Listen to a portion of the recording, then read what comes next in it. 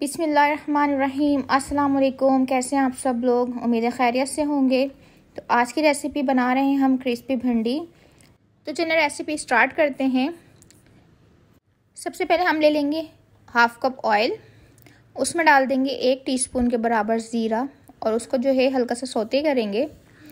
उसके बाद हम इसमें भिंडियाँ ऐड कर देंगे और मेक श्योर है कि भिंडियाँ जो है आपने अच्छे से ड्राई की हुई हों। ड्राई करने के बाद ही आप भिंडियाँ कट करेंगे।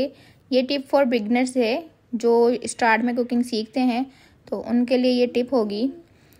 तो इसके बाद हम इसमें हल्दी ऐड कर देंगे 1 टीस्पून के करीब और इसको हम अच्छे से सौते करेंगे कि हल्दी इसके अंदर बहुत अच्छे से मिक्स हो जाए। और भिंडियों को भी हमने इसको थोड़ा सा फ्राई करते रहना है साथ साथ, ताकि इसके अंदर से लेस ना निकले। मेक श्योर रहे कि लेस ना निकले इसका भिंडियों का। अगर आपने अच्छी ड्राई की हुई होंगी तो लेस नहीं आएगा।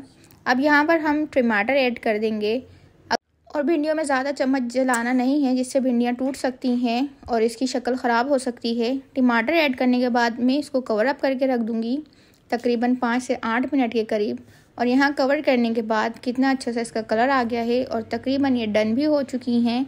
अब आगे का प्रोसेस थोड़ा सा ही रहता है।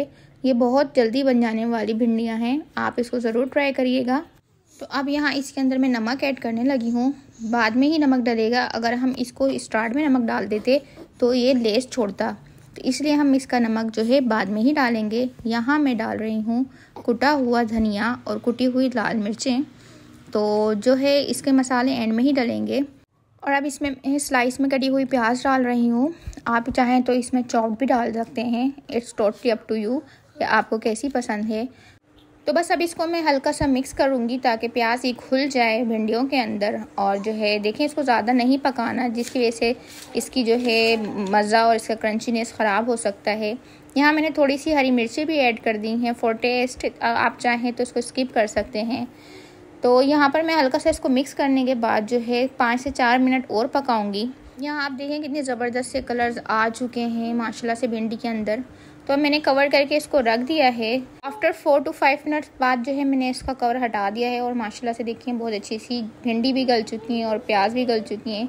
इनको ज़्यादा नहीं गलाना वरना इसका टेस्ट ख़राब हो जाता है। डिश हो चुकी है रेडी। अब इसको टाइम आ गया है डिश आउट करने का। माशाल्लाह से बहुत ज़बरदस्त बनी थी, आप इसको ज़रूर ट्राई करिएगा। अगर मेरी रेसिपी पसंद आई हो तो इसको लाइक सब्सक्राइब ज़रूर कर दीजिएगा और अपनी फैमिली एंड फ्रेंड्स में शेयर भी कर दीजिएगा। अपना बहुत सारा ख्याल रखिएगा, दुआओं में याद रखिएगा। अल्लाह हाफिज़।